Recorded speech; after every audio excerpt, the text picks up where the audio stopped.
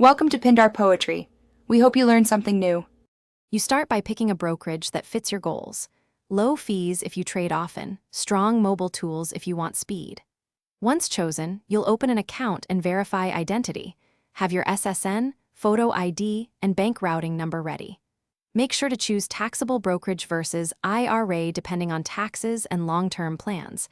This affects required forms and contribution limits. After funding, you'll be ready to search for Apple by ticker, so you can move to the next steps without delay. Once your account is funded, search the ticker Apple and observe the live price and recent volume to gauge liquidity. You'll decide whether to buy whole shares or a dollar amount using fractional shares. This impacts position size and diversification. Next, choose an order type. Market for immediate fill, limit to control price, or stop/stop limit to manage exits, and set duration like day or GTC.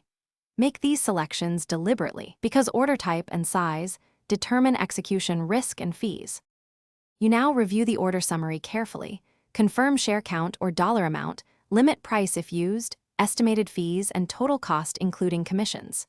After verification, place the order and watch for execution. You'll receive a confirmation or trade ticket once filled. Make sure to save that confirmation for records and tax reporting. If the order fails or stalls, check that funds cleared, the order wasn't rejected for insufficient buying power, and review platform alerts. Then contact support with your ticket number. Thanks for watching.